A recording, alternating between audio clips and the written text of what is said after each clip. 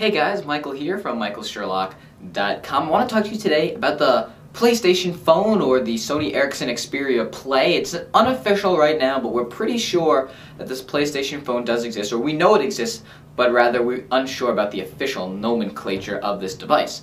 So the specs have been leaked around the internet for a while now, just a little compilation of what we've seen. Apparently this will have a 4-inch LCD display at 854 by 480 pixels, a 1 GHz single-core CPU, 512 megabytes of RAM, and to couple that pretty solid performance, it's also going to be running the latest version of Android 2.3 Gingerbread. So from the phone perspective and from an Android perspective, you'll be getting an extremely elegant and excellent experience when you're actually using the phone and the smartphone features. Moreover, you'll get a 5-megapixel camera with LED flash. There will also be a front-facing camera for video chat, as we've seen with several devices. In addition, this will have Wi-Fi, Bluetooth, and an FM receiver and transmitter, and a 1500 milliamp hour battery. What's also cool about this HSPA phone is that it'll actually have a hot swappable SIM and micro SD port, so without having to turn off the device and remove the battery, you'll be able to put more storage into your device, as well as switching SIM cards if that's something that you do. You share phones with people, you just switch the SIM cards.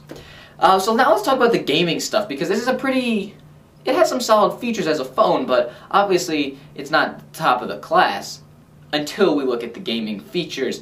It has a left and right trigger on the sides, PSP style, stereo speakers which actually sound quite well, but if you're the kind of person that likes higher quality audio, there's a headphone jack as well. So it's a slider. When you slide up, that's where it reveals the gaming stuff. So there's a PlayStation style gamepad on the left, as well as your standard square, triangle, circle, and X buttons on the right. And what's actually also cool is that D-pad, up, down, left, right arrows, which is on the left, actually works inside of the Android operating system as well. So even though this is a full multi-touch touchscreen phone, if you prefer to click a button to move around the menu systems, you actually can do that as well, which is pretty cool. A lot of times that we don't see that with new touchscreen phones, but it actually is a very useful feature to have, because sometimes you can't use the screen. Maybe you're wearing gloves, let's say, so now you'll still be able to move around the screen with that D-pad.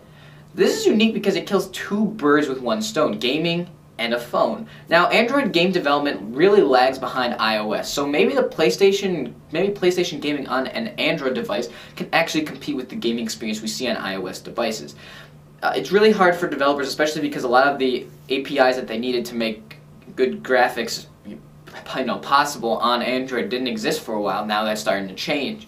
But maybe that now that there's PlayStation gaming full featured on here, this will really compete with obviously dedicated devices like the PSP as well as the Nintendo DS, but also, like I said, that market share that Apple has incorporated and sort of won over with gaming on iOS devices.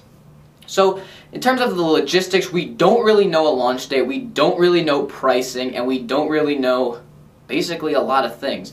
Obviously games will be downloaded from the internet, there's no UMD slot. Obviously the PSP Go sort of eliminated that, so everything will be downloaded over the air, again 3G or Wi-Fi. Probably it's going to require Wi-Fi for game downloads, because that just makes sense, especially with, as a user, you don't want to use 3G because unlimited plans are sort of going bye-bye, and now you're having tiered and capped plans, so downloading over Wi-Fi probably is your best choice. But we don't really know a lot of the logistics. I'm predicting a Mobile World Conference, MWC launch. That's around February 14th-ish, or rather announcement. This is not actually going to launch a Mobile World Conference. I can pretty much guarantee you that, or that's just how I feel inside. So in February, early February, we'll see more details about the PlayStation phone or the Sony Ericsson Xperia Play, and I'll of course cover that when more details come about. I'm really excited about this phone actually.